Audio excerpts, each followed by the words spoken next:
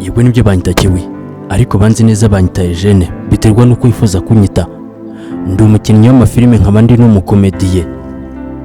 Mama wanjye reka ngira ikintu nkwibwirira, warambabaje karivi kanyuko, gusa sinkutuka cyangwa se ngo nguhangare, ariko mama nakabaye mvuga aya magambo kandi nyakubwiye mvuye ku mutima.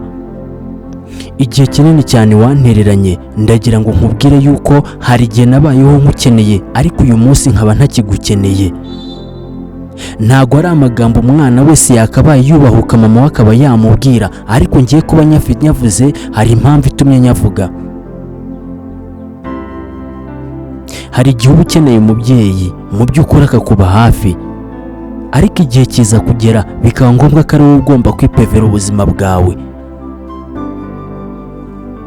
Yego nibyo wangiriye ku gise wambyaye amezi, wangiriye ku gise igihe cy'amezi 9 yose, warababaraga, warigengeseraga kugira ngo ntaza guhungabana cyangwa se nkaza kugira ikibazo.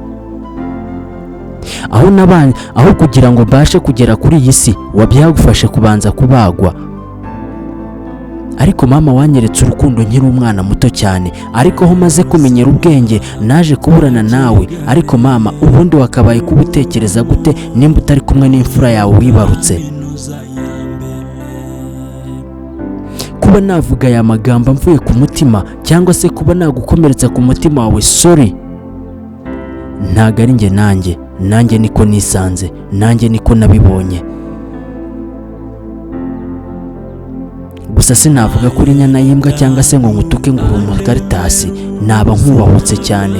Gusa mama, nimba mvuze amagambo mabi kandi akaba gukomerekeje, uzambabarire cyane. Ni Kiwi Rwanda Africa 1. Ibi byose tubikora kubw'agahinda tuba dufite ku mitima yacu. Ibi byose tubikora kubwo umubabaro tuba dufite. Ariko nta mujinya n'uyu n'umwe ushobora kuba wakitura mama wawe wakubyaye cyangwa se mama wawe wagutaye.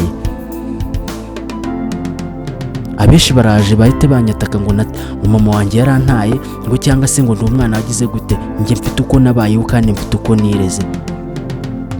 Igihe nari nkeneye abantu ntago mwigeze munyereka ko turi kumwe, ariko gusa ndabashimira mu minsi ya mbere ko mwambaye hafi cyane, mwarandwaniriye ishyaka rikomeye cyane, mwarahabaye. Ariko uyu munsi igihe mbakeneye ntago mbabona. Rwa rukundo mwanyerekaga, ariko uyu munsi ntago mukiri kurunyereka. Igihe nari ngeze cyari cyo kubitura, ariko ubu none nibwo mushaka ko tuba banzi, ariko ndacyabakunda jyewe. Aho muri hose mujye mumenya ko ntibazirikana kandi ntibakunda. Wamenya ari nde ndi kuvuga, ntago ari mama wanjye cyangwa se nabandeze cyangwa se ni mama wanjye. I never know. Gusa ujye ufata umunsi cyangwa se ufata igihe ushimira abantu bose bakubaye hafi kuva mu bwana kugeza ubaye umusaza. Umuntu nimba ataragutereranye kuva mu bwana akagutererana umaze kuba umuntu mukuru, uwo ni umuntu w'ingirakamaro mu buzima bwawe, kuko yagukuye aho utari kwikura. Aho umaze kumenyera ubwenge, wagombaga kuba nawe wakihigira ku bwawe ku giti cyawe. Ariko n'uyu munsi iyo bikomeye, niwe muntu wa mbere ushobora kuba wakitabaza, ukamutura agahinda wagize cyangwa se ukamutura akababaro ufite, ukamusaba ibitekerezo. Nzi ko atakwanga kukumva, nubwo yenda yakwanga ko waba uri hafi ye mu rugo rwe cyangwa se ukaba uri hafi ye, ariko mu buzima busanzwe ushobora kumugisha inama kandi ukamusaba ibitekerezo akaba yabiguha.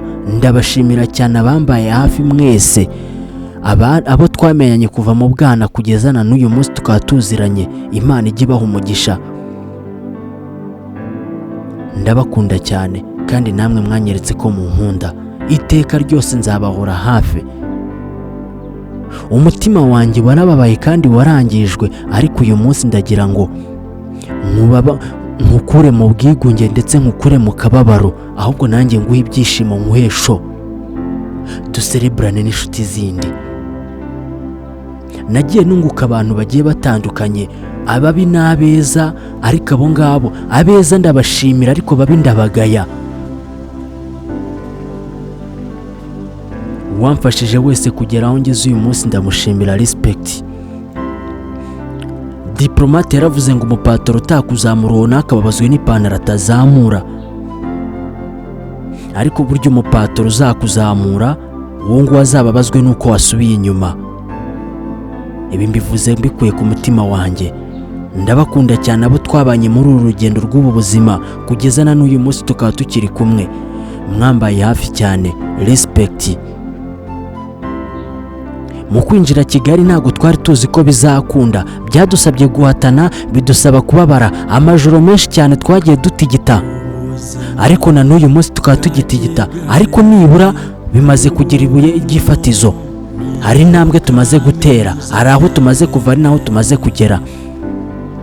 Urukundo bamwe badukundiye muri uyu mujyi, urwango bamwe batugiriye muri uyu mujyi, ariko n'ubundi ntibyatubujije kuwubamo. Turacyawurimo.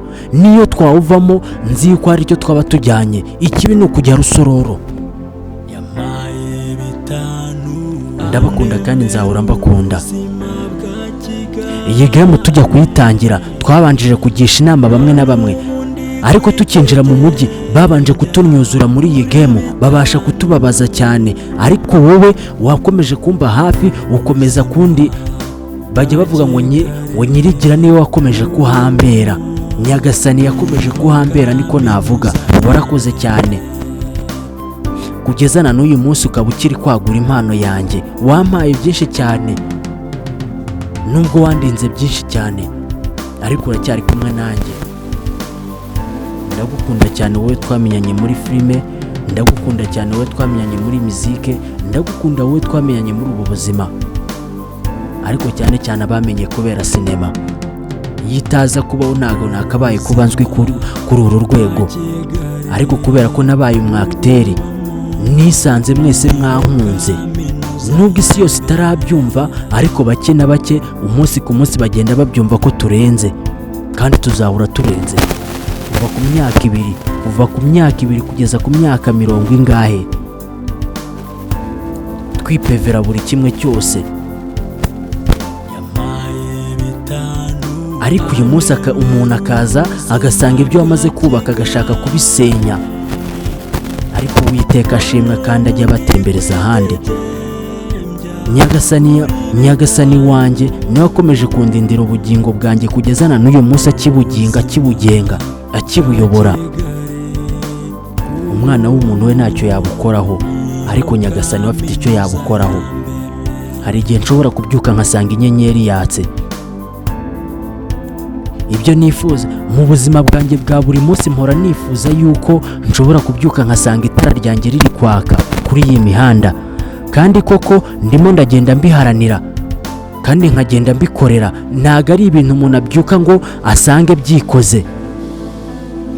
Uyu munsi kuba ubona ndenze ntabwo ari uko nabitoraguye mu muhanda cyangwa se ngo mbitoragure mu nzira. Nta n'uwanciriye inzira, ahubwo Imana yonyine niyo yahabaye.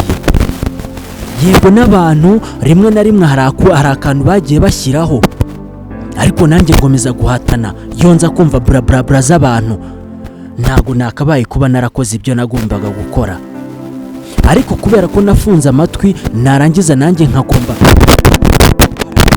guharanira.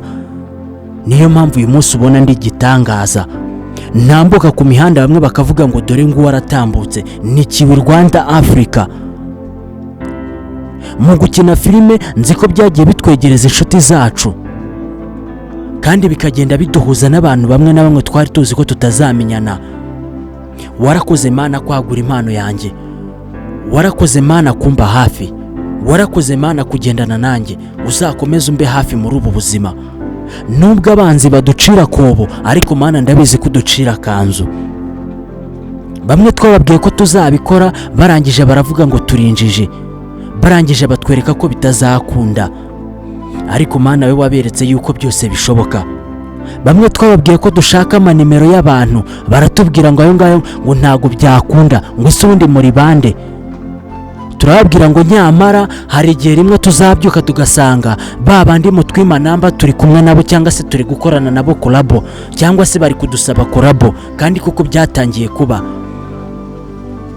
mu nzira dutambukamo benshi baba bifuza kudusuhuza cyangwa se baba bifuza ko twaganira nabo cyangwa se ko twakwicarana nabo tukaba twagira ibiganiro tugirana. Hari benshi badufitiye ishaza, hari benshi badufitiye urwango, ngo bababazwa nuko hari abo twamenyanye nabo. Kuba twaramenyanye nabo ni ukubera Imana, ntabwo ari ukubera mwebwe, nta nubwo ari ukubera abantu. Uwiteka ushimwe kandi nzahora ngushimira. Kora subscribe kuri iyi channel yanjye, ndabakunda cyane kandi namwe muzakomeze mu nkunde, muzakomeze mu liking channel yanjye, mukomeze mu sharing igere ku bantu banjye. Aba diaspora abanyarwanda ndabakunda cyane kandi nzahora mbakunda. Ciao nakagaruka n'ikiwi Rwanda, wa Mungu wa Mungu wanyu ukora ibiganiro bigiye bitandukanye.